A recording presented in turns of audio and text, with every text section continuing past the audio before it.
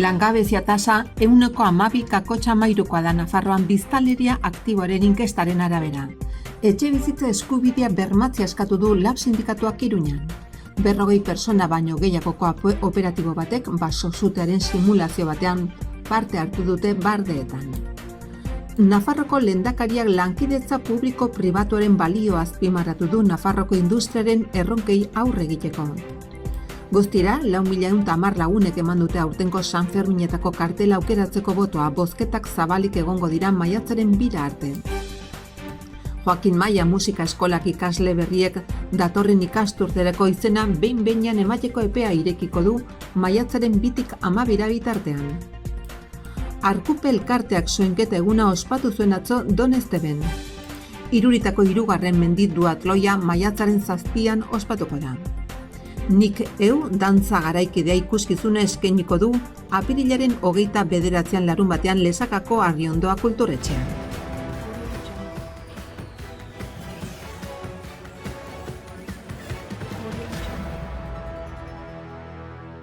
Langabezia 2,0 igo da Nafarroan azken hiruhilekoaren aldean eta 39.300 pertsonatan kokatu da, biztanleri aktiboaren inkestaren datuen arabera. Horrela 2023ko lehen hiruhilekoa 12,13% langabezi tasarekin itxi da Nafarroan, 9. estatuko erkidegoen artean. Datuek erakusten dutenez azken hiruhilekoan baino 6.400 langabe gehiago daude, 19,54 gehiago, eta 2022ko lehen hiruhilekoan baino 5.700 gehiago. Sexuen arabera beresita emakumeen langabezi tasa 2,05 igo da, eta Nafarroan 12,13%. Gizonena 2,03 igo da, hau da 11,69 iritsi arte.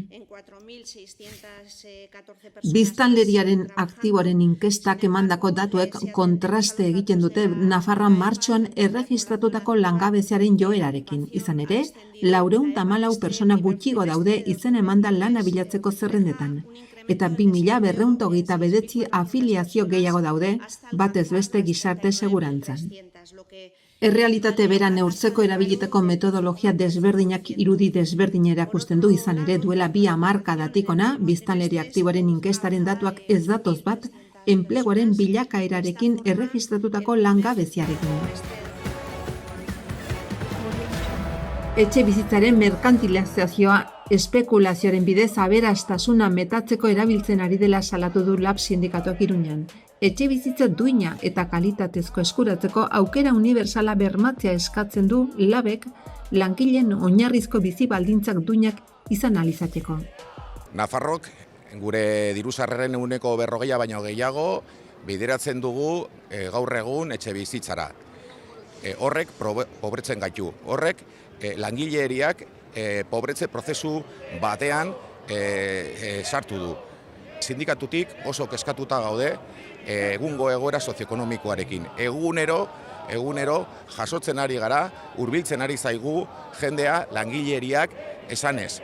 Ez direla iristen hilabetea bukatzera. Esanez, dituzten soldatekin ezin dietela aurre egin hipotekei edo alokairuei. Beraz, benetan, egoera jasanezina honen aurrean esan behar dugu. Gaur, Madrilen onartu duten legearekin eta iaz Nafarroan onartu zuten legearekin, naiz eta batzuek esan horrekin arazoa konponduta dagoela, guk LAB sindikatutik esan behar dugu gezurretan ari direla. Ez dela konponduko arazoa egungo legearekin eta bihartik aurrera indarrean jarriko den lege berriarekin. 40 pertsona baino gehiagok osatutako talde batek suhiltzaileen zerbitzuko, babes zibiliko eta larrialdietako zerbitzuko, foruzaingoaren eta guardia zibilaren patruiletako, aireko armadako, ingurumeneko basozainetako eta babes zibileko gurutze gorriko eta diako voluntarien artean, baso-sutearen simulakro batean parte hartu dute atzo goizean bardeetan. Barneko zuzendaritza nagusiak antolatuta, bardeako batzarraren laguntzarekin. Ariketa goizeko 11etan hasi eta 1:30 aldera luzatu da eta parkeko informazio zentroko ebakuazio prozeduren froga bat barne hartu du. Ingurumen arriskuak saihesteko benetako sua erabili gabe, birsortu den sute simulatua informazio eta harrera zentroaren hego-ekialdean kokatu da. Era berean, maniobran aldaketa bat eginda baldintza meteorologikoetan eta horren ondorioz operatiboaren estrategia berregokitu behar izan da eta Bardeako Parke Naturaleko bisitarien informazio eta harrera zentroaren ebakuazio prozedurak frogatu behar izan dira. Suteak aldi berean gertatzen diren egoera batean eta temperatura altuetan eta hezetasuna baxuan.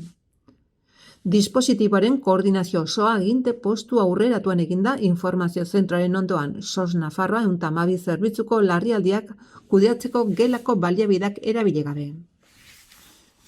Simulazioaren helburuak honako hauek izan dira. Alde batetik, Nafarroko Foru Komunitateko baso zutengatiko larrialdirako babes zibileko plan berezian operatiboan jasotako aldaketei dagokionez honako hau frogatzea, aginte postu aurreratuaren barruan espazio bereixiak sortzea.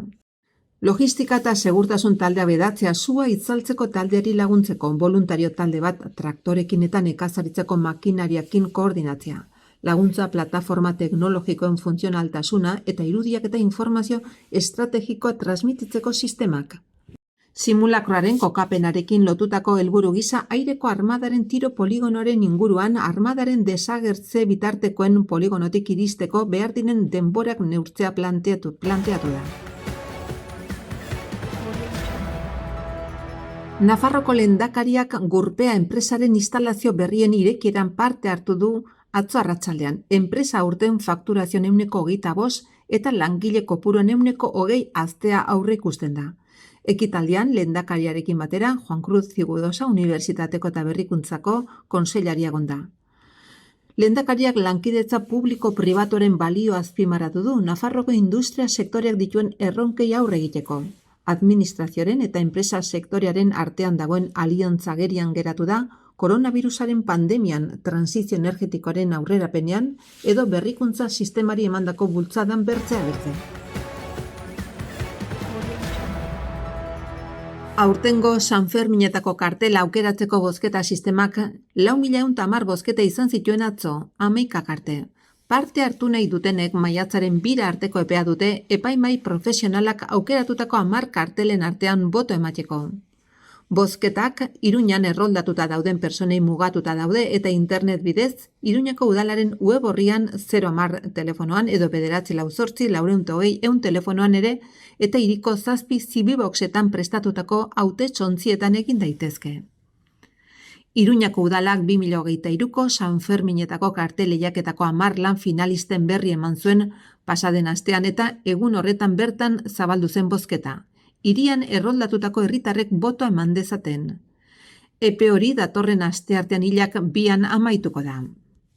Iruzurreko botoak eta emaitzak manipulatzeko aleginak saihesteko aurtengo berritasun gisa botoa ematen duen personaren benekotasuna bermatzen da, berrespen prozesu baten bidez. Boto telematikoa baliozkoa izan dadin beharrezkoa da hauteslearen posta elektronikora bidaltzea den esteka baten bidez baieztatzea. Posta horren bidez baieztatzen ez bada, botoa ez da zenbatuko. Posta elektroniko berarekin gehienez 2 persona desberdinek eman dezakete botoa. Kartelak kontestable jaurekiko patioan daude ikusgai eta gainera udalaren webgunearen hasierako orrian ere konsulta daitezke. Joaquin Maia Musika Eskola Berexiak datorren asteartean irekiko du 2023-2024 ikasturterako ikasle berrien izen ematepea. Interesatutenek 010 edo 948-420-100 telefonoan edo eskolako web orrian eman dezakete izena. Lanpostu hutsa baino eskaera gehiago badaude zozketa egingo da. Udal titulartasuneko eskola hontako arautu gabeko musika irakaskuntzak 7 urtetik gorako aurrei eta Iruñan erroldatuta dauden gazte eta helduei zuzenduta daude. Aurre inskripzioa hasia aintzinetik. Musika hizkuntza, koru taldea eta 23 instrumento eskaintzen dira. Akordeoia, bombardinoa, kantua, klarinetea, kontrabaxoa, fagota, flauta, gitarra, oboea, perkusioa, pianoa, saxofoia, tromboia, trompa, trompeta, tuba, txistua, biola, biolina, biolontxeloa, gitarra elektrikoa, baxo elektrikoa eta bateria. Izen ematea amaitu ondoren maiatzaren 19an argitaratuko da onartutakoen behin-behineko zerrenda eta erreklamazioak egiteko epea irekiko da maiatzaren 26 arte. Nafar lansareak langabeak formatzeko ikastaro antolatu du Elizondon oinarrizko gaitasun digital personalari eta administrazio elektronikoari buruz. Lanbide eskolako beheko solairuan izanen da 40 orduko kursoa maiatzaren 8tik 19 goizeko 9 eta 4 ordu batak eta 4 Ikastaroa doainik izanen da eta hurrengo gaiak landuko dituzte. Bilaketa eta navigazio seguro interneten, ziurtagiri digitala, online erosketak, posta elektronikoa eta bideokonferentziak, klabe sistema, ariketa praktikoak eta administrazioaren izapideak. Hau da, medikuko hitzorduak, enplegu eskaerak, gizarte segurantza eta ogasuna. Izen emateko edo informazio gehiagorako deitu behar da 9480812 telefonera edo idatzi SNE Competencias Digitales @nasertic.es elbidera. Iruritako 3. mendi duatloia maiatzaren 7an izanen da urten eta 2 ibilbide izanen ditu. Laizterka 8 kilometro terdi eta 280 metroko desnibelarekin eta bizikletan 19,75 kilometro eta 640 metroko desnibelarekin. Laizterketa banaka edo binaka egiteko aukera izanen da.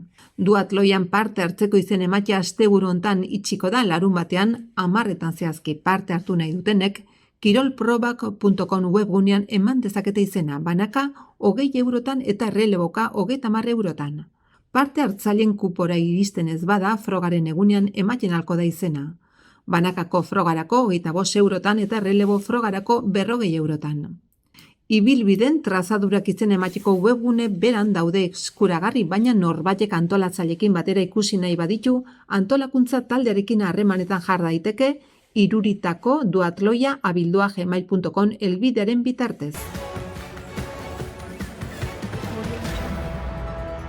Nafarroko Gobernuko Kultur Zuzendaritza Nagusia Bianako Printzia Erakundeak eta Baluarte Fundazioak antolatutako Nafarroko Dantza Garaikidearen DNA 2023 programaren barrenean IXA proiektuaren nik azken ekoizpena ikusgai izanen da apirilaren 29an. Hau da larunbat honetan arratsaldeko 7 Lesakako Arriondoa Kulturetxean. 4 interpretenentzat sortutako dantza garaikideko proposamena da Nikeu, oroitzapenen eta esperientzien kutxa gisa planteatzen da, bizi izandako errealitaten museo gisa. Gure barru-barrukoa ikusle bakoitzarenarekin bilatzeko eta konektatzeko ideien desordenan antolatutako espazio gisa. Nik ni euskaraz jabetzearen ekintzan eta ni galegoz kutsu autobiografikoan duen lan baten izenburuarekin uztartzen dira. Non ikuspuntu divertigarri, zirraragarri eta intimotik bizitako emozioak eta errealitateak islatuko diren.